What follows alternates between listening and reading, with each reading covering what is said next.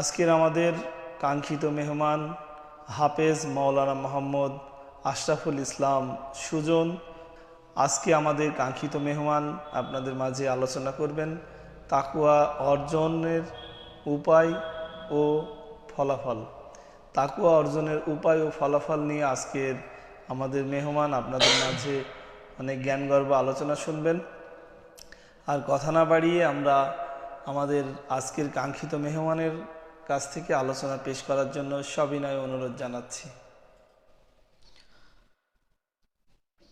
আসসালামু আলাইকুম ওয়া রাহমাতুল্লাহি ওয়া বারাকাতুহু। নাহমাদুহু ওয়া নাস্তাঈনুহু ওয়া নাস্তাগফিরুহু ওয়া নু'মিনু বিহি ওয়া নাতাওয়াক্কালু আলাইহি ওয়া নাউযু বিল্লাহি মিন শুরুরি আনফুসিনা ওয়া মিন সাইয়্যাতি আ'মালিনা। মান ইয়াহদিহিল্লাহু ফালা মুদিল্লা লাহু ওয়া মান ইউদ্লিলহু ফালা হাদিয়া লাহু। ونشهد أن لا إله إلا الله وحده لا شريك له ونشهد أن سيدنا وحبيبنا ومولانا محمدا عبده ورسوله الذي أرسله بالحق بشيرا ونذيرا وداعيا إلى الله بإذنه وسراجا منيرا. فقد قال الله تعالى في كلامه المجيد وفرقانه الحميد: أعوذ بالله من الشيطان الرجيم. بسم الله الرحمن الرحيم. يا أيها الذين آمنوا كتب عليكم الصيام كما كتب على الذين من قبلكم لعلكم تتقون. وقال في شان حبيبه آمرا ومخبرا: إن الله وملائكته يصلون على النبي يا أيها الذين آمنوا صلوا عليه وسلموا تسليما. اللهم صل على محمد وعلى آل محمد كما صليت على إبراهيم وعلى آل إبراهيم إنك حميد مجيد. اللهم بارك على محمد وعلى آل محمد كما باركت على إبراهيم وعلى آل إبراهيم إنك حميد مجيد. الحمد لله رب العالمين والصلاة والسلام على رسوله الكريم. সকল প্রশংসা সে আল্লাহ সুবহানাহু ওয়া তাআলার দরবারে, যে আল্লাহ সুবহানাহু ওয়া তাআলা আজকের এই বার্তা মেহেরপুর আয়োজিত সাদিক বাইক গ্যালারি হৃদয় রমাদানে আল্লাহ তাআলা আমাদেরকে কথা বলার এবং শোনার তৌফিক দান করেছেন। এজন্য সে আল্লাহ পাকের দরবারে শুকরিয়া আদায় করছি, পড়ছি আলহামদুলিল্লাহ। দরুদ ও তাসলিম পাঠাই বিশ্ব মানবতার মুক্তির দিশারি সাইয়্যিদুল মুরসালিন খাতামুন নাবিয়্যিন, সর্বযুগের সর্বশ্রেষ্ঠ মহামানব বিশ্বনবী জনাবে মুহাম্মদুর রাসূলুল্লাহ, সকলে পড়ি সাল্লাল্লাহু আলাইহি ওয়াসাল্লাম। আমরা দোয়া করি তামাম পৃথিবীর ভূখণ্ড থেকে চিরবিদায় নিয়ে অন্ধকার গহীন কবরে শুয়ে আছেন আমাদের আত্মীয় স্বজনগণ, পাড়া প্রতিবেশীগণ, কোরআনের জন্য, ইসলামের জন্য, দেশের জন্য যারা জীবন দিয়েছে, আল্লাহ তাআলা তাদের জীবনের সকল অপরাধগুলো ক্ষমা করে দিয়ে কবরগুলোকে জান্নাতুল ফিরদাউসের মেহমান হিসাবে কবুল করে নেন, পড়েন আমিন। সম্মানিত দর্শক শ্রোতাবৃন্দ, আমরা গতকালকে কোরআনে কারিম থেকে সূরাতুল বাকারার 183 নম্বর আয়াতে কারিমা থেকে তাকওয়ার গুরুত্ব, ফজিলত ও ফলাফল নিয়ে আলোচনা করেছিলাম। আজকে তারই ধারাবাহিকতায় আলোচনা করব তাকওয়ার ফলাফল ও তাকওয়া অর্জনের উপায়। এই বিষয় নিয়ে কথা বলবো ইনশাআল্লাহ। কারণ তাকওয়াটা এমন একটা বিষয়, মানুষের চরিত্র যদি পাল্টাতে হয়, র্যাব দিয়ে, পুলিশ দিয়ে, জেলখানা দিয়ে মানুষের চরিত্র পাল্টানো যায় না। এই পৃথিবীতে কোরআনে কারিমের জ্ঞানের মাধ্যমে, আল্লাহ তাআলার ভয়ের মাধ্যমেই এই পৃথিবীর মানুষের চরিত্র পাল্টানো যায়। এই জন্য মানুষের হৃদয়টা যদি আমরা কোরআন দ্বারা, ইসলাম দ্বারা, আল্লাহ তাআলার ভয় দ্বারা যদি হৃদয়টাকে জয় করা যায়, তাহলে একটা সুন্দর ব্যক্তি তৈরি হবে, একটা সুন্দর পরিবার তৈরি হবে, একটা সুন্দর রাষ্ট্র গঠন হবে, একটা আন্তর্জাতিক বিভাগগুলো সুন্দরভাবে চলবে। এই জন্য সব কিছুর মূল চাবিকাঠি হচ্ছে তাকওয়া, আল্লাহর ভয়। আল্লাহর ভয়ের মাধ্যমেই একজন ব্যক্তিকে ভালো বানানো সম্ভব। এই জন্য র্যাব দিয়ে, তারপরে পুলিশ দিয়ে, জেলখানা দিয়ে মানব জাতির চরিত্র পাল্টানো যায় না। এই পৃথিবীতে মানুষ অপরাধ করলে, অন্যায় কাজ করলে তাদের জন্য সরকার বা রাষ্ট্র জেলখানা রেখেছেন, এবং সে জেলখানার ভিতরে আমরা দেখেছি যে সেখানে লেখা থাকে, রাখিব নিরাপদ, দেখাবো আলোর পথ। এই শব্দ দুইটা লেখা আছে, যারা জেলখানাতে গিয়েছেন তারা হয়তো দেখবেন। কিন্তু প্রথম শব্দের সাথে ঠিক আছে যে তারা রাখে নিরাপদে, কিন্তু আলোর পথ দেখাতে পারে না। আজকে আমরা জরিপ করে দেখেছি, যারা মাদকের সাথে সম্পৃক্ত, যারা অন্যায়ের সাথে সম্পৃক্ত, জেলখানা থেকে বের হয়ে আসার পরে আবার তারা কিন্তু সেই মাদকের সাথে সম্পৃক্ত হয়ে যায়। কিন্তু কথাটা ছিলটা কি? মানব জাতির চরিত্র পাল্টানোর একটা স্থান হচ্ছে জেলখানা, কিন্তু সেই জেলখানা থেকে আসার পরেও মানুষ মাদকা থেকে ফিরে থাকতে পারে না, অন্যায় কাজ থেকে ফিরে রাখতে পারে না। কারণটা হচ্ছে তার হৃদয়ের ভিতরে আল্লাহর ভয় নাই। মানুষের যখন আল্লাহ তাআলার ভয় হৃদয়ের ভিতরে জাগ্রত হয়ে যাবে, তখন মানুষটা এমনিতেই ভালো হয়ে যাবে। আজকে মানুষ যে আল্লাহ তাআলা ভয় রাখে না বলেই মানুষ অন্যায়ের সাথে জড়িত হয়ে যায়, ঠিকমতো নামাজ আদায় করে না, রোজা রাখে না, মিথ্যা কথা বলে, আমানতের খেয়ানত করে, ওজনে কম দেয়, তারপরে খাদ্যের ভিতরে ভেজাল মেশায়। এগুলো শুধুমাত্র একটি মাত্র কারণ যে তাদের ভিতরে তাকওয়া তথা আল্লাহ তাআলার ভয় নাই। তো আমরা তাকওয়ার গুরুত্ব সম্পর্কে বিগত দিনে কথা বলেছি, আর ভূমিকায় কথা নয়। বিগত দিনে আমরা তাকওয়ার ফলাফল, আপনি যদি তাকওয়া অর্জন করেন আল্লাহ তাআলা 22টি পুরস্কার দিবেন। তার ভিতরে বিগত দিনে আমি আপনাদের সামনে 11টি প্রেজেন্টেশন করেছিলাম, আজকে বাকিটা করব ইনশাআল্লাহ। তো বিগত দিনে যেহেতু 11টি বলেছিলাম, ওটা এক কথায় বলে দিই। 1 নম্বর হচ্ছে, তাকওয়া যদি আপনি অর্জন করেন আল্লাহ তাআলা আমাদেরকে ভালোবাসবেন। 2 নম্বর হচ্ছে, আল্লাহ তাআলা রহমত লিপিবদ্ধ করে দিবেন। 3 নম্বর হচ্ছে, আল্লাহ তাআলা আমাদের সাথে থাকবেন। 4 নম্বর হচ্ছে, দুনিয়া ও আখিরাতে কোনো চিন্তা থাকবে না। 5 নম্বর হচ্ছে, শয়তানের কুমন্ত্রণা থেকে আমাদেরকে আল্লাহ তাআলা হেফাজত করবেন। 6 নম্বর হচ্ছে, আল্লাহ তাআলার নূর আমাদের হৃদয়ের ভিতরে ঢেলে দিবেন। 7 নম্বর হচ্ছে, রহমতের দরজাগুলো আল্লাহ তাআলা খুলে দেবেন। আসমান এবং জমিনের যত রহমতের দরজা আছে সেগুলো আল্লাহ তাআলা খুলে দেবেন। 8 নম্বর হচ্ছে, আল্লাহ তাআলা মুত্তাকিদের বিজয় দান করবেন। 9 নম্বর হচ্ছে, শেষ সফলতা মুত্তাকিদের। 10 নম্বর হচ্ছে, পূর্ববর্তী যারা ধ্বংস হয়েছে, যাদেরকে আল্লাহ তাআলা আযাব দিয়েছেন, গজব দিয়েছেন, তাদের কাছ থেকে মুত্তাকিরা শিক্ষা নেয়। 11 নম্বর হচ্ছে, মৃত্যুর পর সবাই মুত্তাকিদের জন্য দোয়া করে। এই পর্যন্ত আমি কথা বলেছিলাম। আজকে 12 নম্বর হচ্ছে, আপনি যদি তাকওয়া অর্জন করেন, তাকওয়া যদি হৃদয়ের ভিতরে থাকে, আল্লাহ তাআলা বলছেন তার ইবাদত কবুল হবে। কোনো ব্যক্তির হৃদয়ে যদি আল্লাহ তাআলা ভয় না থাকে, তাহলে কিন্তু ইবাদত কবুল হবে না। একজন মানুষের ইবাদতের মৌলিক 2টা দিক থাকে। একটি হচ্ছে আল্লাহ তাআলাকে সন্তুষ্ট করার উদ্দেশ্যে ইবাদত বন্দেগী করে, আর একটা হচ্ছে মানুষকে দেখাবার জন্য মানুষ ইবাদত বন্দেগী করে। কিন্তু কেউ যদি মানুষকে দেখাবার জন্য যদি ইবাদত আর বন্দেগী করে, তাহলে তার ইবাদত বন্দেগী কোশ্চিনকালেও কবুল হবে না।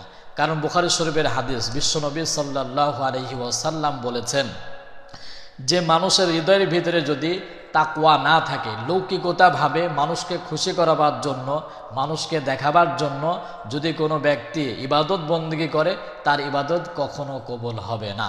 কোনো মানুষ মনে করেন অনেক টাকা পয়সা খরচ করে মসজিদ তৈরি করলো, মাদ্রাসা তৈরি করলো, জাকাত দিল, দান সদকা করলো, কিন্তু মানুষকে সন্তুষ্ট করার জন্য, আল্লাহ তাআলাকে সন্তুষ্ট করার জন্য করে নাই। মানুষকে যদি সন্তুষ্ট করার জন্য কোটি কোটি টাকা যদি খরচ করে, তাহলে তার কখনোই আল্লাহ তাআলা ওই ইবাদত বন্দেগী কবুল হবে না। এই জন্য আমাদের সকল ইবাদত আর বন্দেগীগুলো হতে হবে আল্লাহর জন্য।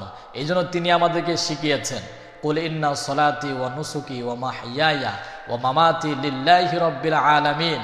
হে রাসূল, আপনি তামাম পৃথিবীর মানুষদেরকে জানিয়ে দেন যে বলো যে আমার নামাজ, আমার রোজা, আমার জীবন, আমার মরণ সব কিছু হবে আল্লাহর জন্য। এই জন্য আমাদের দান সদকা, আমাদের সত্য কথা বলা, আমাদের আমানতদারিতা, আমাদের চলাফেরা, আমাদের লেনদেন সব কিছু হতে হবে আল্লাহর জন্য। এই জন্য কোনো ব্যক্তির হৃদয়ে যদি তাকওয়া না থাকে, আল্লাহ তাআলাকে সন্তুষ্ট উদ্দেশ্যের জন্য যদি ভালো কাজ না করে, কখনো সেটা কবুল হবে না। এই জন্য যদি তাকওয়া অর্জন করেন, তাহলে আল্লাহ তাআলা ইবাদত বন্দেগীগুলো কবুল করে নেবেন। 13 নম্বর হচ্ছে, তাকওয়া যদি আপনি অর্জন করেন, আল্লাহ তাআলা বলছেন ইন্না আকরামাকুম ইনদাল্লাহি আতকাকুম, সেই ব্যক্তি হবে সম্মানিত। যে ব্যক্তির হৃদয়ে আল্লাহ তাআলার ভয় আছে, সেই ব্যক্তি হবে আল্লাহ তাআলার কাছে সম্মানিত। কিন্তু আমাদের দুনিয়াতে দেখেন, যাদের টাকা আছে, ধন সম্পদ আছে, ক্ষমতা আছে, গাড়ি আছে, বাড়ি আছে, আমরা কিন্তু তাদেরকে শ্রদ্ধা করি। কিন্তু এইগুলো থাকার পরে যদি তাকওয়া না থাকে, আল্লাহ তাআলার ভয় যদি না থাকে, সে ব্যক্তি কিন্তু সম্মানিত না। কিন্তু যদি আল্লাহ তাআলার ভয় থাকে, সে ব্যক্তি যদি গরিব হয়, এতিম হয়, মিসকিন হয়, ফকির হয়, কিন্তু তার হৃদয়ের ভিতরে যদি আল্লাহর ভয় থাকে, সে ব্যক্তি কিন্তু সম্মানিত। গোটা পৃথিবীতে আমরা দেখেছি এরকম নজির অসংখ্য ব্যক্তি আছে। হযরত বেলাল রাদিয়াল্লাহু তাআলা আনহু, এর নাম শোনেনি পৃথিবীতে আমার মনে হয় যে কেউ নাই। তার সম্মান ইজ্জত আল্লাহ তাআলা এই জন্যই দিয়েছেন যে তার হৃদয়ের ভিতরে তাকওয়া ছিল। সুন্দর চেহারা ছিল না, সুন্দর চেহারা ছিল না, বাড়ি ছিল না, গাড়ি ছিল না, ধন সম্পদ ছিল না, একজন কৃতদাস ছিলেন, গোলাম ছিলেন, কোনো দিক থেকে মানুষের যোগ্যতা তার দুনিয়াতে নাই। কিন্তু আল্লাহ তাআলা ভয় তার হৃদয়ের ভিতরে থাকার কারণে গোটা পৃথিবীর কাছে আল্লাহ তাআলা তাকে পরিচয় করে দিয়েছেন। সুবহানাল্লাহি বিহামদি। এই জন্য সম্মানিত যদি ব্যক্তি হতে চান, তাহলে আপনাকে হৃদয়ের ভিতরে আল্লাহ তাআলা ভয় জাগ্রত করতে হবে। এরপর হচ্ছে 14 নম্বর, আল্লাহ তাআলা ভয় যদি আপনার হৃদয়ের ভিতরে থাকে, আপনার হৃদয়টা আল্লাহ তাআলা প্রশান্তি করে দেবেন। আল্লাহ তাআলা বলছেন হুয়াল্লাযী আনজালা সাকিনাতা ফি কুলুবিল মুমিনিন লিয়াজদাদু ঈমানাম মাআ ঈমানিহিম ওয়ালিল্লাহি জুনুদুস সামাওয়াতি ওয়াল আরদ ওয়া কানা আল্লাহু আলিমান হাকীমা। সূরাতুল ফাতিহার 4 নম্বর আয়াতে কারিমে আল্লাহ তাআলা বলছেন যে মুমিনদের হৃদয়ের ভিতরে, মুত্তাকিদের হৃদয়ের ভিতরে আমি আল্লাহ তাআলা প্রশান্তি জারি করে দিই। প্রশান্তি শব্দটা এমন একটি চমৎকার শব্দ যা বিস্ময়কর করে দেয় আমাদের। হয়তো আমাদের দুনিয়াতে টাকা আছে, গাড়ি আছে, ক্ষমতা আছে, কিন্তু মানুষ শান্তিতে নাই। আমি তো অধিকাংশ বলে থাকি যেই সকল বড় লোকেরা কৃপণতা করে, মানবতার কল্যাণের জন্য খরচ করতে চায় না, কিন্তু তাদের ধন সম্পদ আছে, সব কিছু আছে, কিন্তু আল্লাহ তাআলা তাদের হৃদয়ের ভিতরে রোগ ঢুকিয়ে দিয়েছেন, অন্তরের ভিতরে রোগ ঢুকিয়ে দিয়েছেন, শরীরের ভিতরে রোগ ঢুকিয়ে দিয়েছেন। 3 বেলা ডাক্তারের কাছে যাওয়া লাগে। শুধু তাই নয়, তারা প্রশান্তি পায় না। টাকা আছে, ধন সম্পদ আছে, সব কিছু আছে, কিন্তু তারা প্রশান্তি খুঁজে পায় না। এই জন্য আমি বলি, তাদের বাড়িতে অনেক রকমের খাবারের আইটেমও থাকে, ফ্রিজের ভিতরে রোস্ট, গোস্ট, পোলাও, তারপরে মিষ্টি, সব কিছুই থাকে, কিন্তু আল্লাহ তাআলা তার শরীরের ভিতরে ডায়াবেটিস ঢুকে দিয়েছে। এই জন্য আল্লাহ তাআলা বলছে যে তুই শুধু চোখ দিয়ে দেখবি, কিন্তু খাইতে পারবি না। কিন্তু যারা তাকওয়া অবলম্বন করে, আল্লাহ তাআলাকে ভয় করে, তাদেরকে আল্লাহ তাআলা প্রশান্তময় হৃদয় আল্লাহ তাআলা দান করবে। দুনিয়াতে যত রিজিক আছে, সকল রিজিকগুলো সে ভক্ষণ করতে পারবে। এটাই হচ্ছে ইমানদারদের পরিচয়, এটাই হচ্ছে মুত্তাকিদের পরিচয়। এই জন্য যারা আল্লাহ তাআলাকে ভয় করবে, আল্লাহ তাআলা তাদের হৃদয়টা প্রশান্তি করে দেবেন। এরপর হচ্ছে 15 নম্বর হচ্ছে, যদি আল্লাহ তাআলা ভয় হৃদয়ের ভিতরে আমরা জাগ্রত করতে পারি, আল্লাহ তাআলা বলছেন আল্লাহ হবেন আমাদের বন্ধু। কি চমৎকার কথা! আল্লাহ আমাদের বন্ধু হয়ে যাবেন। আমরা যদি হৃদয়ে আল্লাহ তাআলা ভয় জাগ্রত করতে পারি, তাহলে আল্লাহ তাআলা আমাদের নিজেই বন্ধু হয়ে যাবেন। আল্লাহ তাআলা বলছেন সূরাতুল ইউনুস 62 এবং 64 নম্বর আয়াতে কারিমায় আল্লাহ তাআলা বলছেন আলা ইন্না আউলিয়া আল্লাহি লা খাউফুন আলাইহিম ওয়ালা হুম ইয়াহজানুন, আল্লাহ তাআলার ওই বন্ধুদের কোনো ভয় নাই, চিন্তিত নাই, তাদের কোনো দুঃখ থাকবে না, কষ্ট থাকবে না। আল্লাযীনা আমানু ওয়া কানু ইয়াত্তাকুন, যারা ঈমান এনেছে আর তাকওয়া অর্জন করেছে। আল্লাহ তাআলার ভয় এবং ঈমান যদি কেউ নিয়ে আসে, আল্লাহ তাআলা তার বন্ধু হয়ে যাবেন। সুবহানাল্লাহি বিহামদিহি। সম্মানিত দর্শক বিন্দু, আপনারা শুনতেছেন যে তাকওয়া অর্জনের ফলাফল। 15 নম্বর গেল, আল্লাহ তাআলা আমাদের বন্ধু হবে। 16 নম্বর হচ্ছে সত্য এবং মিথ্যাকে বোঝার জন্য আল্লাহ তাআলা অন্তর দান করবেন। মানব জাতি কিন্তু আজকে সত্য এবং মিথ্যাকে পার্থক্য সূচিত করতে পারে না, কিন্তু যারা তাকওয়া অর্জন করে, আল্লাহ তাআলাকে ভয় করে, তারা কিন্তু সত্য এবং মিথ্যাকে পার্থক্য করতে পারে। আল্লাহ তাআলা বলছেন, ইয়া আইয়ুহাল্লাযীনা আমানু ইন তাত্তাকুল্লাহা ইয়াজআল লাকুম ফুরকানা। সূরা আনফালের 29 নম্বর আয়াতে কারিমায় আল্লাহ তাআলা বলছেন, হে ঈমানদারেরা, তোমরা আল্লাহ তাআলাকে ভয় করো। আর যারা আল্লাহ তাআলাকে ভয় করবে, তাদেরকে আমি আল্লাহ তাআলা সত্য এবং মিথ্যাকে বোঝাবার জন্য, পার্থক্য করার জন্য তাদের জ্ঞান আমি আল্লাহ তাআলা দান করব। আজকে দেখেন অসংখ্য মানুষ যারা চুরি করে, ডাকাতি করে, সন্ত্রাসী করে, জিনা ব্যভিচার করে, সুদ খায়, ঘুষ খায়, দুর্নীতি করে, মানুষের উপরে জুলুম চালায়, এদের অন্তরকরণে অধিকাংশ যদি আমরা জরিপ করে দেখি যে তাদের অন্তরের ভিতরে আল্লাহ তাআলার ভয় নাই। যদি আল্লাহ তাআলা অন্তরের ভয় যদি তাদের হৃদয়ের ভিতরে থাকতো, তাহলে কিন্তু তারা সুদ খাইতে পারতো না, ঘুষ খাইতে পারতো না, মানুষের উপরে জুলুম করতে পারতো না, মানুষের উপরে নির্যাতন চালাতে পারতো না। এর জুলুম, নির্যাতন, অন্যায় এর মূল কারণ হচ্ছে তাকওয়া নাই। আর কোনটা সত্য আর কোনটা মিথ্যা, এটা বোঝার শক্তি তাদের ভিতরে নাই। এই জন্য তারা অন্যায়ের কাজে পা বাড়িয়ে দেয়। এই জন্য যারা তাকওয়া অর্জন করবে, আল্লাহ তাআলা তাদেরকে সত্য এবং মিথ্যা বোঝার তৌফিক আল্লাহ তাআলা দেবেন। 17 নম্বর হচ্ছে আল্লাহ তাআলা জীবনের সকল অপরাধগুলো মাফ করে দেবে। ওয়াগফির লাকুম, সূরা আনফালের অংশে আল্লাহ তাআলা বলছেন, ওয়াগফির লাকুম, তাদের জীবনের অপরাধগুলো মাফ করে দেওয়া হবে। সুবহানাল্লাহি বিহামদিহি। এটা একটা চমৎকার ব্যাপার যে যারা তাকওয়া অর্জন করবে, আল্লাহ তাআলা তাদের জীবনের সকল অপরাধগুলো ক্ষমা করে দেবে। মানব জাতি কিন্তু পরকাল জগতে শুধুমাত্র আল্লাহ তাআলার কাছে ক্ষমা চাবে, মাপ পেলেই তাদের জন্য জান্নাত আল্লাহ তাআলা দান করবেন।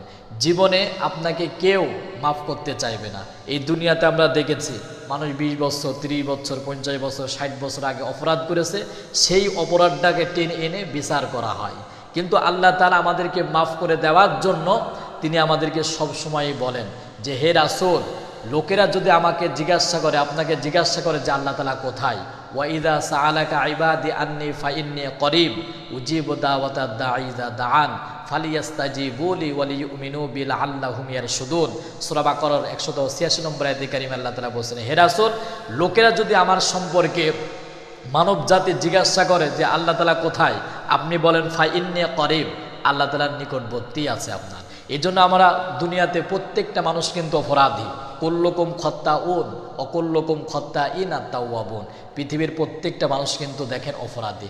এই অপরাধের ভিতরে সর্বশ্রেষ্ঠ ভালো হচ্ছে ওই ব্যক্তি যে অন্যায় কাজ করার পরে আল্লাহ তাআলার কাছে ক্ষমা চেয়ে নিয়েছে।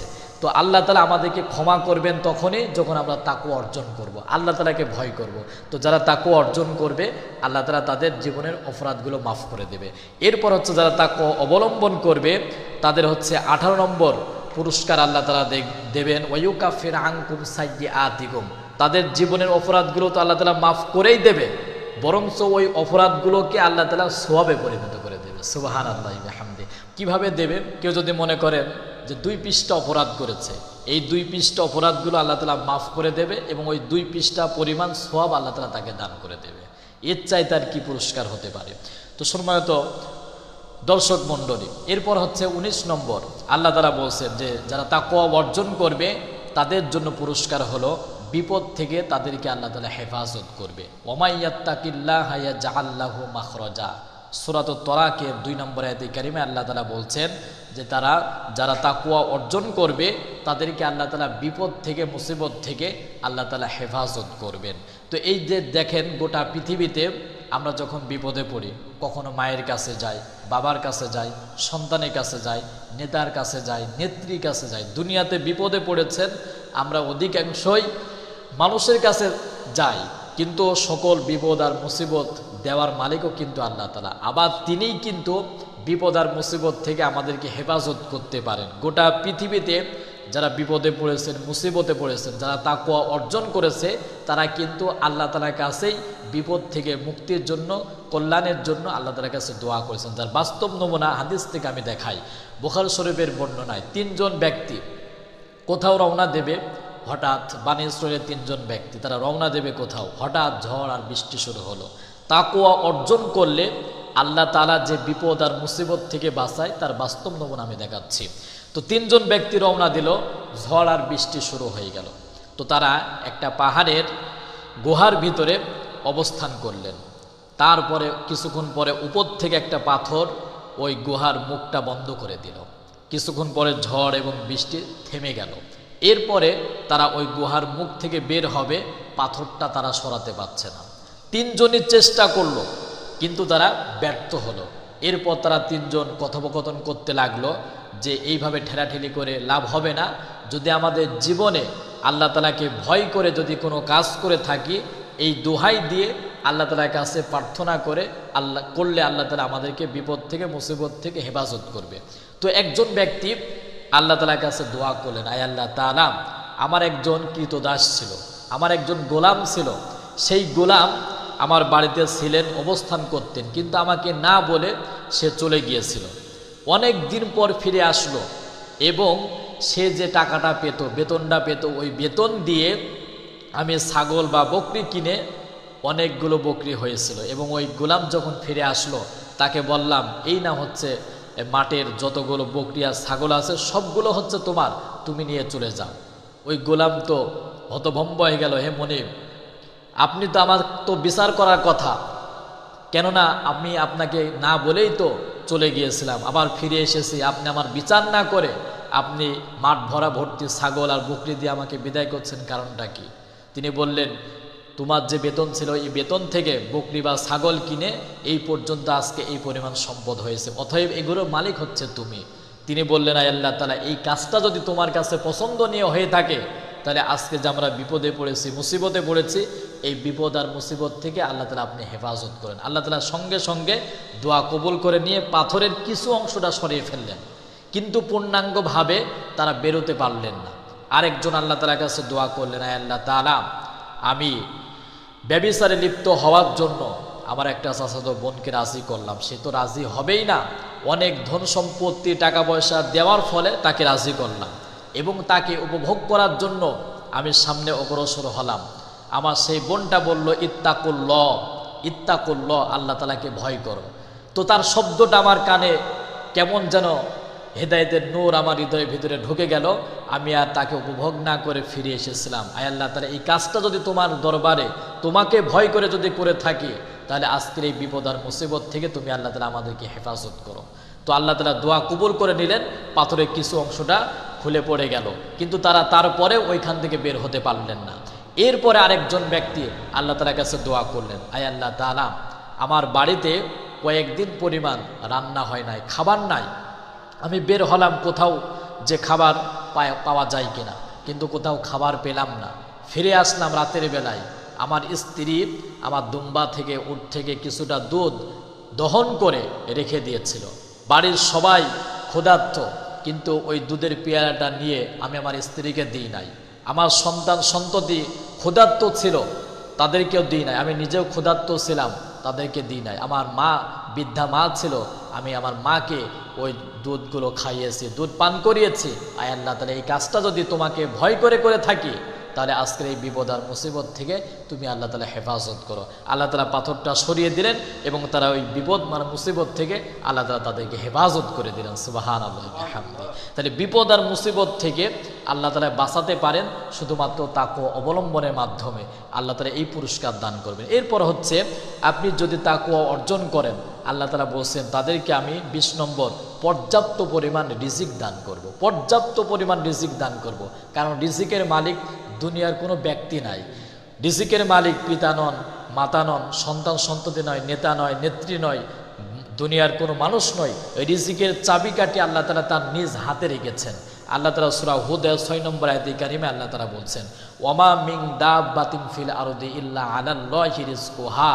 এই দুনিয়াতে যত বিচরণশীল জীব আছে, প্রাণী আছে, সকল প্রাণী রিজিকের চাবিকাঠি আমি আল্লাহ তাআলা নিজ হাতে রেখে দিয়েছি। তো যারা তাকওয়া অর্জন করবে আল্লাহ তাআলা বলছেন ওয়ায়ারযুকুহু মিন হাইসু লা ইয়াহতাসিব। সূরা তালাকের 3 নম্বর আয়াতে কারিমে আল্লাহ তাআলা বলছেন যে যারা তাকওয়া অর্জন করবে, আল্লাহ তাআলাকে ভয় করবে, তাদেরকে আমি আল্লাহ তাআলা পর্যাপ্ত পরিমাণ রিজিক দান করব।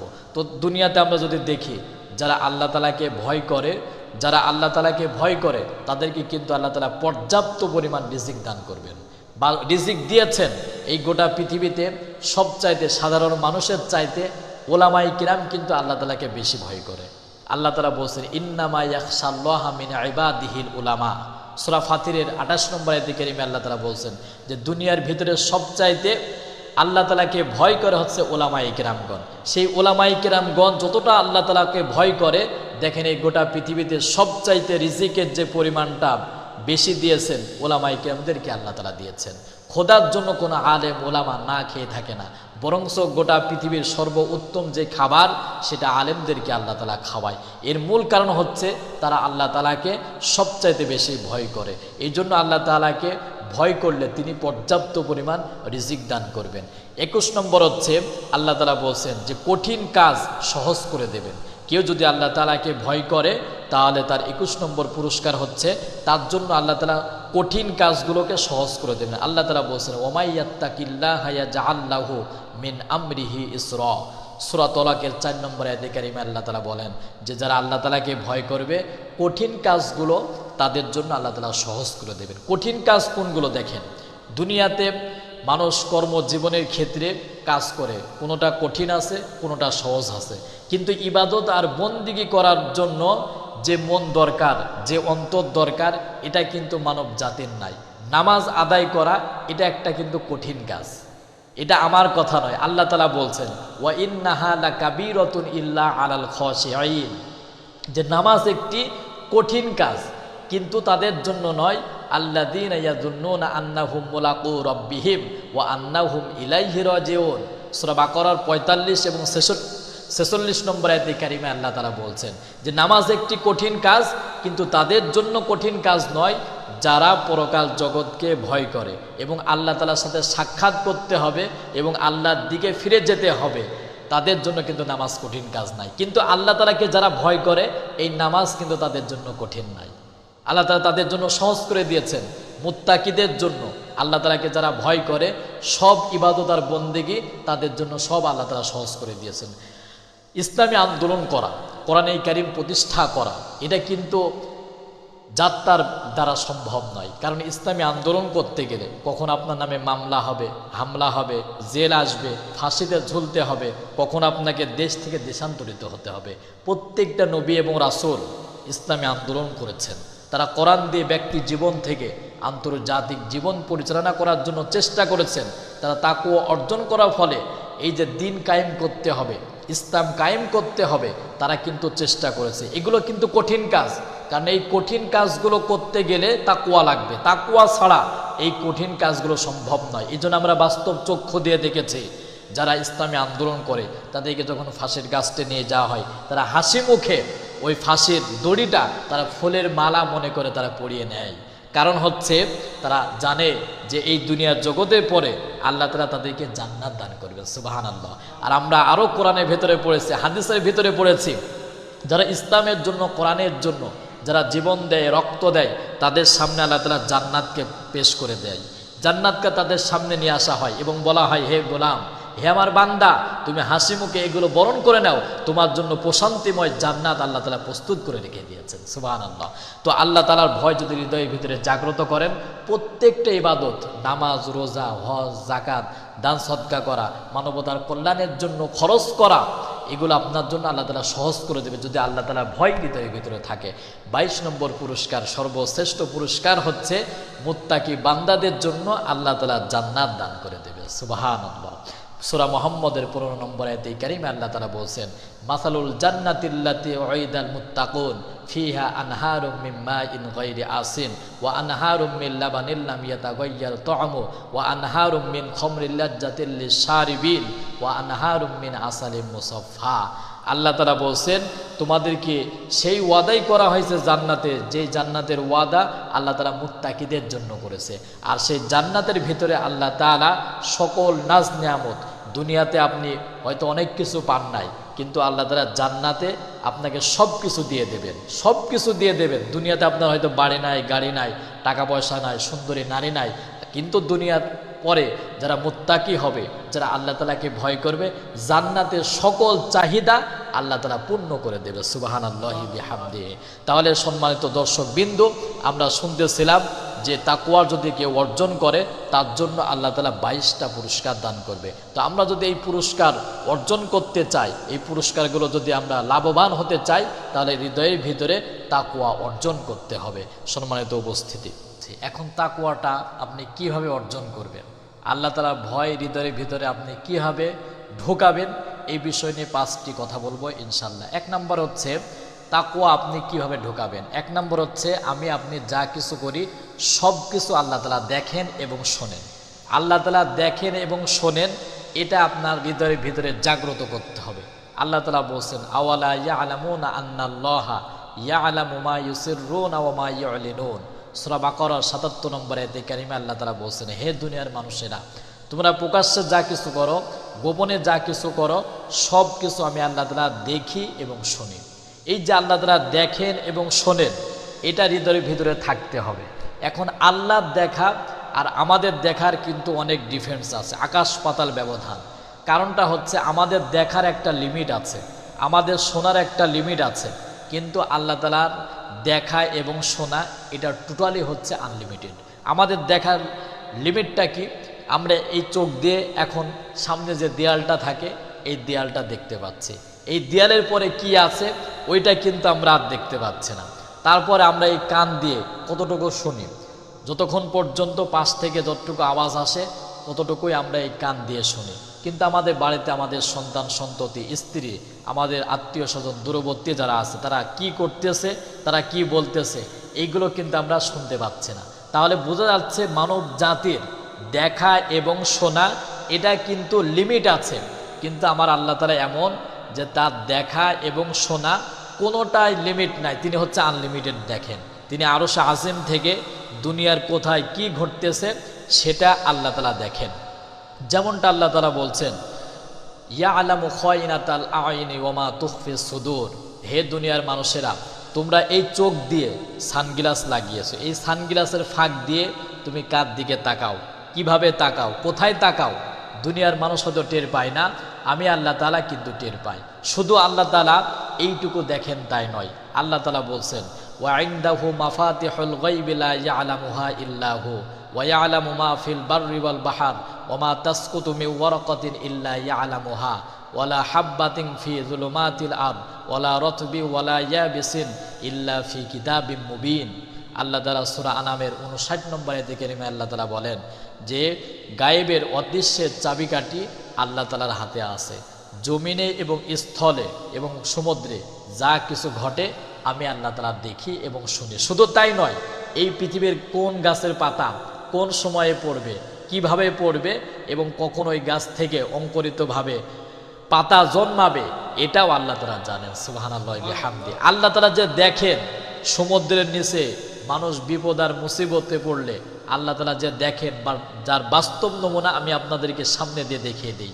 আমাদের একজন নবী সাইয়্যিদুনা ইউনূস আলাইহিস সালাতু ওয়াস সালাম, তিনি সমুদ্রের ভিতরে, মহাসমুদ্রের ভিতরে তিনি মাছের পেটে ছিলেন।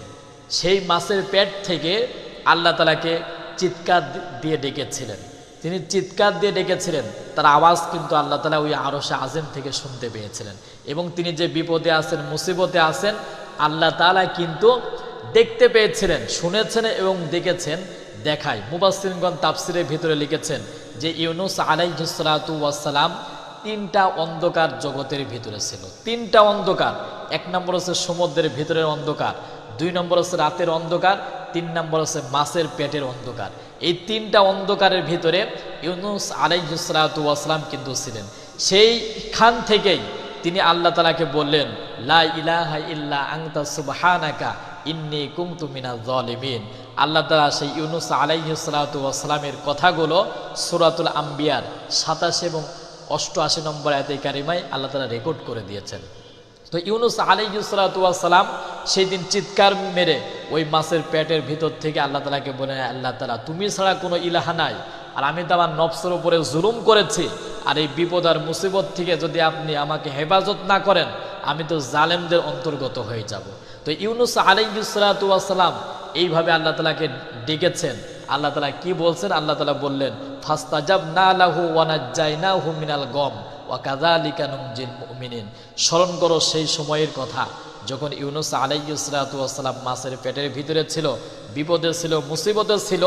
তিনি আল্লাহ তাআলা আমাকে ডেকেছিলেন, আমি তার ডাকে সাড়া দিয়েছি, আর আমি আল্লাহ তাআলা এইভাবে মুমিন বান্দাদেরকে কঠিন পথ থেকে, বিপদের মুসিবত থেকে আমি আল্লাহ তাআলা এইভাবেই তাকে হেফাজত করি। ইউনূস আলাইহিস সালাতু ওয়াস সালাম দেখেন মাছের পেট থেকে আল্লাহ তাআলাকে ডেকেছিলেন, আল্লাহ তাআলা দেখেছেন এবং শুনেছেন। তাহলে যে আল্লাহ তাআলা মহাসমুদ্রের ভিতরে যা কিছু ঘটে সেটা যদি আল্লাহ তাআলা দেখে, তাহলে আমি আপনি রাতের ভিতরে, অন্ধকারে হোক, ঘরের ভিতরে হোক, কেউ নাই, আল্লাহ তাআলা আছেন।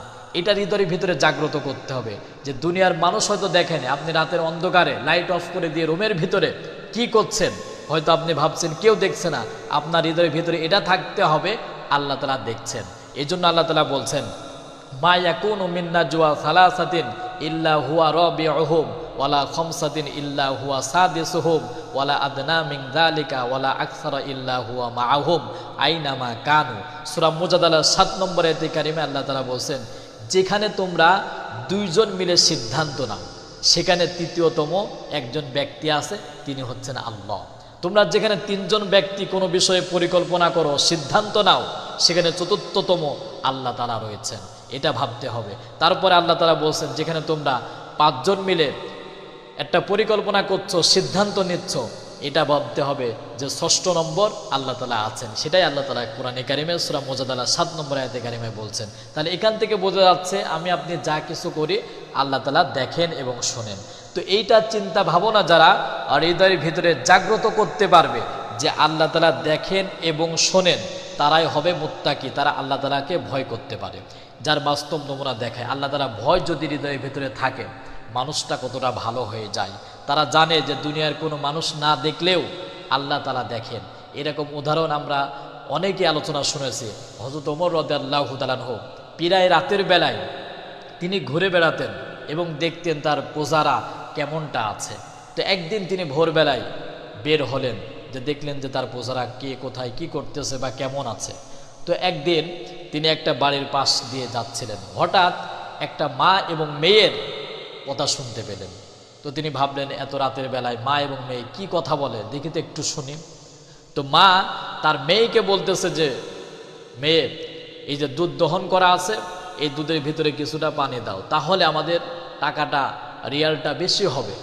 তো মেয়ে বলছে, আপনি জানেন না যে ওমরের জামানায় খাদ্যের ভিতরে যদি কেউ ভেজাল মিশায় তার কিন্তু শাস্তির তীব্রতা থাকবে, শাস্তির তীব্রতা আছে, শাস্তি দেবেন তিনি। মা বলছে, মেয়ে, এত রাতে কি ওমর দেখতে পাবে নাকি?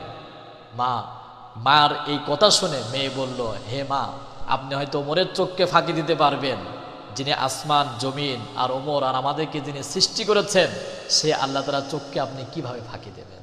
সুবহানাল্লাহ। এই মেয়ের কথাটা শুনে ওমর রাদিয়াল্লাহু তাআলা আনহু এতটাই মুগ্ধ হয়েছিলেন, পরবর্তী তার কলিজার টুকরা সন্তানকে বিয়ে দিয়েছিলেন ওই মেয়ের সাথে। সুবহানাল্লাহ। এই যে তাকওয়া, আল্লাহ তাআলা যে দেখেন, আল্লাহ তাআলা যে শোনেন, এটা হৃদয়ের ভিতরে জাগ্রত করতে হবে। যদি এটা জাগ্রত করতে পারেন, আল্লাহর ভয় এই হৃদয়ের ভিতরে জাগ্রত হবে। শুধু তাই নয়, সাহাবায়ে কিরামদের জামানায় এবং তার পূর্ববর্তী জামানায় মানুষ কতটা আল্লাহ তাআলাকে ভয় করেছে। তারা ভেবেছিল যে আমরা যা কিছু করি সব কিছু আল্লাহ তাআলা দেখেন এবং শোনেন, তারা হৃদয়ের ভিতরে গেঁথে নিয়েছিল। এই জন্য তারা অন্যায় কাজে পা দেয় নাই। যার বাস্তব নমুনা আরেকটা দেখায়, আব্দুল্লাহ ইবনে ওমর রাদিয়াল্লাহু তাআলা আনহু মানুষের পরীক্ষা করে দেখতেন যে ওই ব্যক্তির হৃদয়ের ভিতরে কতটা আল্লাহ তাআলা ভয় আছে। আল্লাহ তাআলার ভয় যদি হৃদয়ের ভিতরে থাকে, ওই ব্যক্তিকে আপনি যতই ভয় দেখান না কেন, ওই ব্যক্তিকে দিয়ে আপনি খারাপ কাজ করাতে পারবেন না। হযরত আব্দুল্লাহ ইবনে ওমর রাদিয়াল্লাহু তাআলা আনহু তিনি একদিন কোথাও রওনা দিবেন, তো দেখলেন যে মরুভূমির প্রান্তরে সন্ধ্যা গড়িয়ে এসেছে, তো কিছু ছাগল নিয়ে, দুম্বা নিয়ে একজন রাখাল তার গন্তব্যের দিকে যাচ্ছে। আব্দুল্লাহ ইবনে ওমর রাদিয়াল্লাহু তাআলা আনহু বললেন যে, হে বালক, হে গোলাম, হে কৃতদাস, দাঁড়াও। তার পরীক্ষাটা করতে চাইলেন যে তার হৃদয়ের ভিতরে, একজন রাখালের ভিতরে কতটা আল্লাহ তাআলা ভয়, এটা ভালো করে লক্ষ্য করেন। তো রাখালকে বলল, হে রাখাল, আমরা তো মদিনার সবচেয়ে গরিব মানুষ। নিজের পরিচয়টা কিন্তু গোপন করে রেখেছিলেন, নিজের পরিচয়টা গোপন করে রেখেছিলেন এবং বললেন যে, হে রাখাল, তোমার তো এখানে অনেকগুলো ছাগল আছে, এই ছাগলের থেকে আমাদের জন্য কি একটা ছাগল জবাই করে আমাদের জন্য কি কিছু গোস্ত দিতে পারো না? তো ওই রাখাল কি জবাবটা দিলেন? রাখাল বলল যে, না, আপনাকে কেন দেব, আমার মনিব যখন আমাকে ছাগল দেয় তখন গণনা করে দিয়েছে, এবং যখন আমি আবার ফের বাসায় নিয়ে যাব তখন আবার কিন্তু ফের গণনা করেই ঢোকানো হবে। তো আব্দুল্লাহ ইবনে ওমর রাদিয়াল্লাহু তাআলা বললেন যে, এই যে মরুভূমির অঞ্চল, এখানে তো অনেক বাঘ থাকতে পারে, সিংহ থাকতে পারে, তুমি তোমার মনিবকে বুঝিয়ে দিবে যে একটা নিয়ে চলে গেছে। ওই রাখাল বলল, এটা হয়তো আমি বোঝাতে পারবো, এবং রাখাল ওই মনিবকে আমি বোঝাতে পারবো যে একটা ছাগল নিয়ে চলে গেছে সিংহে অথবা বাঘে, বিশ্বাস করবে। কিন্তু পরকাল জগতে যদি আল্লাহ তাআলা আমাকে জিজ্ঞাসা করে, এর জবাবটা আমি আল্লাহ তাআলার সামনে কিভাবে দেব? সেদিন তো আল্লাহ তাআলা ভিডিও ফুটেজ সেদিন আল্লাহ তাআলাকে দেখাবে। আল্লাহ তাআলা তো সেদিন আমাদের দেখাবে আমরা যা কিছু করি সব কিছু কিন্তু রেকর্ড হয়। এই জন্য আল্লাহ তাআলা বলছেন যে তোমরা যা কিছু করো সব কিছু কিন্তু তোমাদের রেকর্ড হয়, আর তোমরা যা কিছু করো সব কিছু কিন্তু আল্লাহ তাআলা দেখেন এবং শোনেন। কোনো ব্যক্তি যদি এই কাজটাই যদি হৃদয়ের ভিতরে জাগ্রত করতে পারে যে আমি যা কিছু করি সেগুলো আল্লাহ তাআলা দেখেন এবং শোনেন, এই চিন্তা ভাবনা যদি কোনো ব্যক্তির হৃদয়ের ভিতরে থাকে, সে ব্যক্তি এমনিতেই ভালো মানুষ হয়ে যাবে। 2 নম্বর হচ্ছে, আপনি যদি তাকওয়া অর্জন করতে চান, আল্লাহ তাআলা ভয় যদি হৃদয়ের ভিতরে ঢোকাতে চান, তাহলে জবাবদিহিতার ভয় হৃদয়ের ভিতরে জাগ্রত করতে হবে। জবাবদিহিতার ভয় হৃদয়ের ভিতরে জাগ্রত করতে হবে, কারণ যে ব্যক্তির হৃদয়ের ভিতরে জবাবদিহিতা নাই, সে ব্যক্তি কখনো ভালো মানুষ হতে পারবে না। মনে করেন কোনো কোম্পানিতে চাকরি করে, ম্যানেজার রাখা হয়, টোটালি দায়িত্ব হিসাবে সে একটা হিসাব নিয়ে মালিককে মাসিক হোক, সাপ্তাহিক হোক, বাৎসরিক হোক, একটা হিসাব কিন্তু প্রেজেন্টেশন করা লাগে। প্রত্যেকটা কোম্পানি অথবা সরকারি প্রত্যেকটা অফিস আদালত একটা হিসাব পেশ করা লাগে। এই যে হিসাব পেশ করা লাগে, জবাবদিহিতা করতে হয়, এই বলেই কিন্তু মানুষ হিসাবগুলো সংরক্ষণ করে রাখে। কিন্তু যদি জবাবদিহিতা না থাকে, যদি হিসাবের স্থান যদি না থাকে, মানুষ কিন্তু পরিশ্রম করবে না। যদি বসে বসে বেতন পায়, পারিশ্রমিক পায়, মানুষ কিন্তু জবাবদিহিতা যদি না থাকে, মানুষ কিন্তু পরিশ্রম বা কষ্ট করবে না। তো আল্লাহর ভয় যদি হৃদয়ের ভিতরে জাগ্রত করতে চান, তাহলে জবাবদিহিতার ভয় হৃদয়ের ভিতরে জাগ্রত করতে হবে। কি জবাবদিহিতা? আমি আপনি দুনিয়াতে যা কিছু করছি সেগুলোর জবাবদিহিতা কিন্তু আল্লাহ তাআলা পরকাল জগতে নেবেন। পরকাল জগতে আমাদেরকে জবাবদিহিতা করতে হবে। এই টেন্ডেন্সি হৃদয়ের ভিতরে যদি জাগ্রত করা যায়, মানুষটা আল্লাহওয়ালা হয়ে যাবে। এই জবাবদিহিতার ভয় আমাদের ভিতরে আজকে নাই বলেই আমরা কিন্তু আজকে অন্যায়ের পথে ধাবিত হয়ে গেছি। আল্লাহ তাআলার সামনে যে আমাদের কৃতকর্মের ফলগুলো পেশ করা হবে, সেদিন আল্লাহ তাআলা বলবেন, ইকরা কিতাবাক কাফা বিনাফসিকা আল-ইয়াওমা আলাইকা হাসিবা। সূরা বানী ইসরাঈল 14 নম্বর আয়াত কারিমায় আল্লাহ তাআলা বলছেন যে পরকাল জগতে তাদের আমল নামাগুলো পেশ করা হবে এবং বলা হবে, রিড, পড়ো তোমার কিতাব, এবং তুমি তোমার হিসাব দেওয়ার জন্য তুমি নিজেই যথেষ্ট। এই যে পরকাল জগতে যে জবাবদিহিতা আছে, এই জবাবদিহিতার ভয় হৃদয়ের ভিতরে জাগ্রত করতে হবে। আর জবাবদিহিতার ভয় যারা হৃদয়ের ভিতরে জাগ্রত করতে পারবে, আল্লাহ তাআলা তাদেরকে জান্নাত দান করবেন। সুবহানাল্লাহ। আল্লাহ তাআলা বলছেন, ওয়া আম্মা মান খাফা মাকামা রাব্বিহি ওয়া নাহান নাফসা আনিল হাওয়া ফা ইন্নাল জান্নাতা হিয়াল মাওয়া। সূরা নাজিয়াতের 40 এবং 41 নম্বর আয়াতে কারিমে আল্লাহ তাআলা বলছেন, আর যে শ্রেয় রবের সামনে দাঁড়াতে হবে, এটাকে যারা ভয় করে, জবাবদিহিতার ভয় যাদের হৃদয়ের ভিতরে আছে এবং নিজেদেরকে শয়তানের কুপত্তি থেকে নিজেকে আত্মরক্ষা করতে পেরেছে, আল্লাহ তাআলা তাদের জন্য জান্নাত প্রস্তুত করে রেখেছেন। শুধু তাই নয়, সূরাতুর রহমানের 46 এবং 47 নম্বর আয়াতে কারিমে আল্লাহ তাআলা বলছেন যে যারা এই টেন্ডেন্সি হৃদয়ের ভিতরে রেখেছে যে আল্লাহ তাআলার সামনে জবাবদিহিতা করতে হবে, তাদেরকে আল্লাহ তাআলা 2টা জান্নাত দান করবেন। ওয়ালিমান খাফা মাকামা রাব্বিহি জান্নাতান, যে তার রবের সামনে দাঁড়াতে ভয় করে তার জন্য থাকবে দুইটা জান্নাত। সুবহানাল্লাহ। ফাবিআইয়ি আলা রাব্বিকুমা তুকাযযিবান। আল্লাহ তাআলা বলছেন এই অসংখ্য নিয়ামত তোমাদেরকে আমি দান করেছি, আমার এই অসংখ্য নিয়ামতের ভিতর থেকে তোমরা আমার কোন নিয়ামতকে অস্বীকার করো। তো এই যে জবাবদিহিতার ভয় যদি আজকে আমরা হৃদয়ের ভিতরে জাগ্রত করতে পারতাম, তাহলে মানুষটা তাকওয়াবান হয়ে যাবে, আল্লাহওয়ালা হয়ে যাবে, মানুষটা ভালো হয়ে যাবে। সাহাবায়ে কিরামগণ জবাবদিহিতার কতটা ভয় করতেন একটু চিন্তা করেন। এবার দেখেন হযরতে ওমর রাদিয়াল্লাহু তাআলা আনহু, যিনি অর্ধ পৃথিবীর শাসনকর্তা, দুনিয়াতেই যাকে জান্নাতের সার্টিফিকেট দেওয়া হয়েছে, তবুও তিনি জবাবদিহিতার ভয় কতটা হৃদয়ের ভিতরে জাগ্রত করে রেখেছিলেন একটু লক্ষ্য করেন। যেই নবীজি সাল্লাল্লাহু আলাইহি সাল্লাম বলেছেন আনা খাতামুন নাবিয়্যিন, আমি হচ্ছে শেষ নবী, লা নাবিয়্যা মিন বাদি লাকানা ওমর, আমার পরে আর কোনো নবী আসবে না, আমার পরে যদি কোনো নবী আসতো তাহলে সেই সম্মান আর ইজ্জত আল্লাহ তাআলা ওমরকে দান করে দিতেন। অথচ এই ওমর রাদিয়াল্লাহু তাআলা আনহু ইসলাম গ্রহণের পূর্বে এমন কোনো অন্যায় নাই যা তিনি করে নাই, কিন্তু ইসলাম গ্রহণ করার পরে তিনি এতটাই আল্লাহওয়ালা হয়ে গিয়েছিলেন, জবাবদিহিতার ভয় হৃদয়ের ভিতরে এতটাই জাগ্রত করে ফেলেছিলেন যা চিন্তার বাইরে। হযরত ওমর রাদিয়াল্লাহু তাআলা আনহু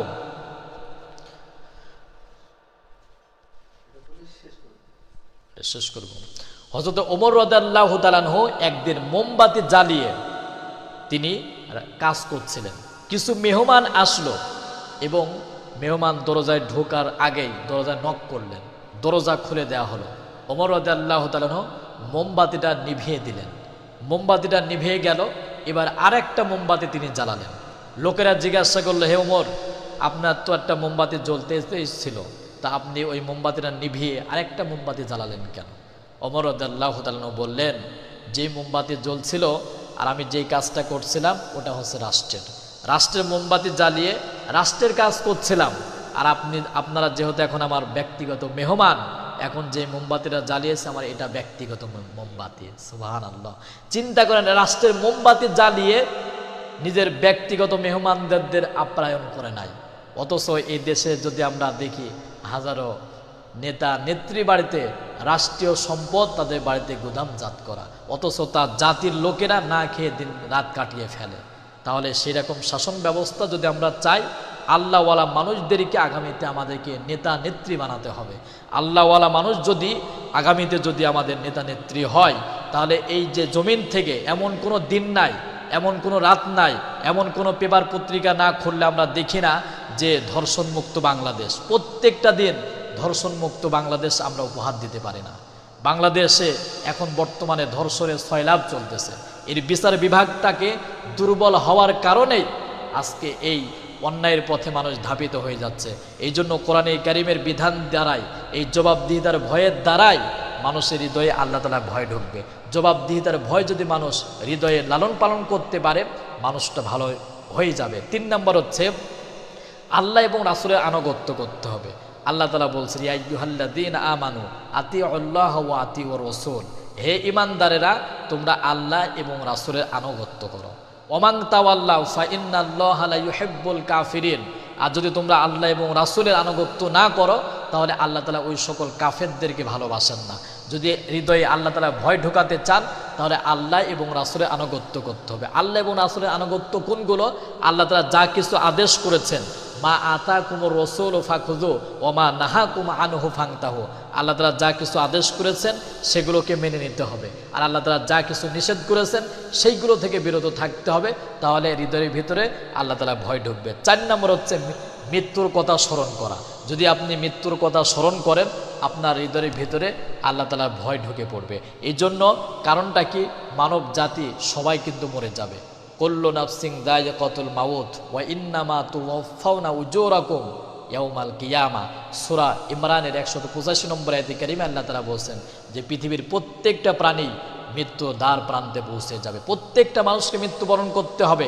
এই টেন্ডেন্সি হৃদয়ের ভিতরে থাকতে হবে, তাহলে তাকওয়া আল্লাহ তাআলা ঢুকিয়ে দেবেন। কারণ পৃথিবীর প্রত্যেকটা মানুষ আসবে, যাওয়ার একটা সিরিয়াল নাই। আসার দুনিয়াতে আসার একটা সিরিয়াল আছে, আগে দাদা আসে, বাবা আসে, এরপর সন্তান আসে। এই যে একটা আসার যে একটা সিরিয়াল আছে, কিন্তু মৃত্যুবরণ করবে মানুষ, এটা কিন্তু যাওয়ার কোনো সিরিয়াল নাই। There is no serial of that, যে দুনিয়ার কোনো মানুষের যাওয়ার কোনো সিরিয়াল নাই। দাদা বেঁচে আছে, দাদার হাতে নাতির লাশ, বাবা বেঁচে আছে, বাবার হাতে সন্তানের লাশ, যা গোটা পৃথিবীর ইতিহাসে আমরা বহুত দেখেছি। এই জন্য যদি আপনি তাকে অর্জন করতে চান, 4 নম্বর হচ্ছে মৃত্যুর কথা স্মরণ করতে হবে। 5 নম্বর হচ্ছে কোরআনে কারিম স্মরণ করতে হবে, অনুসরণ করতে হবে। কোরআনে কারিমটা আপনাকে অনুসরণ করতে হবে। সত্যর পথ যদি আপনি পেতে চান, কল্যাণময় জীবন গঠন করতে চান, সুন্দর পরিবার গঠন করতে চান, সুন্দর রাষ্ট্র গঠন করতে চান, সুন্দর ব্যক্তিগত জীবন গঠন করতে চান, তাহলে কোরআনে কারিমটাকে আপনাকে অনুসরণ করতে হবে। কোরআনে কারিম যা বলেছেন সেগুলো আমাদেরকে মেনে চলতে হবে। এখন কোরআনে কারিম আপনি কিভাবে অনুসরণ করবেন, 4টি কথা বলে আমি বিদায় নেব ইনশাআল্লাহ। 1 নম্বর হচ্ছে কোরআনে কারিম আপনাকে পড়তে হবে। কোরআনে কারিমটা আপনাকে পড়তে হবে, কারণ কোরআনে কারিমের জ্ঞান অর্জন করা প্রত্যেকটা মুসলমান নন নারীর উপরে আল্লাহ তাআলা ফরজ করে দিয়েছেন। 1 নম্বর কোরআনে কারিম পড়তে হবে, শুধু পড়লেই হবে না। 2 নম্বর হচ্ছে কোরআনে কারিম আপনাকে বুঝতে হবে। আল্লাহ তাআলা আরবি ভাষায় কোরআন নাজিল করেছেন, সে আরবিতে আল্লাহ তাআলা কি বলছেন এটা আপনাকে তো জানতে হবে। 3 নম্বর হচ্ছে কোরআনে কারিম আপনাকে অনুসরণ করতে হবে। 4 নম্বর হচ্ছে কোরআনে কারিম হচ্ছে আপনি মানব জাতির উপরে মানাতে হবে, অর্থাৎ প্রতিষ্ঠা করতে হবে। এটা হচ্ছে কোরআনে কারিমের দাবি। তাহলে কোরআনে কারিম অনুসরণ কিভাবে করবেন? 1 নম্বর হচ্ছে কোরআনে কারিম পড়তে হবে, 2 নম্বর হচ্ছে কোরআনে কারিম বুঝতে হবে, 3 নম্বর হচ্ছে কোরআন দিয়ে আপনাকে আমল করতে হবে অথবা অনুসরণ করতে হবে, 4 নম্বর হচ্ছে কোরআনে কারিমের আইনগুলোকে প্রতিষ্ঠা করার জন্য আপনাকে কাজ করতে হবে। তাহলে আমরা তাকওয়া অর্জনের 5টা কথা বলেছি। 1 নম্বর হচ্ছে আমি আপনি যা কিছু করি এগুলো আল্লাহ তাআলা দেখেন এবং শোনেন। 2 নম্বর হচ্ছে পরকালের জবাবদিহিতার ভয়। 3 নম্বর হচ্ছে আল্লাহ এবং রাসূলের আনুগত্য করা। 4 নম্বর হচ্ছে মৃত্যুর কথা স্মরণ করা। 5 নম্বর হচ্ছে কোরআনে কারিম অনুসরণ করা। এইগুলো যদি আমরা আমল করতে পারি, আল্লাহ তাআলা আমাদেরকে ভালো মানুষ বানিয়ে দেবেন। যেটুকু কথা বললাম আজকে, আল্লাহ তাআলা আমাকে এবং সকলকে বাস্তব জীবনে আমল করবার তৌফিক দান করেন। আসসালামু আলাইকুম ওয়া রাহমাতুল্লাহি ওয়া বারাকাতুহু।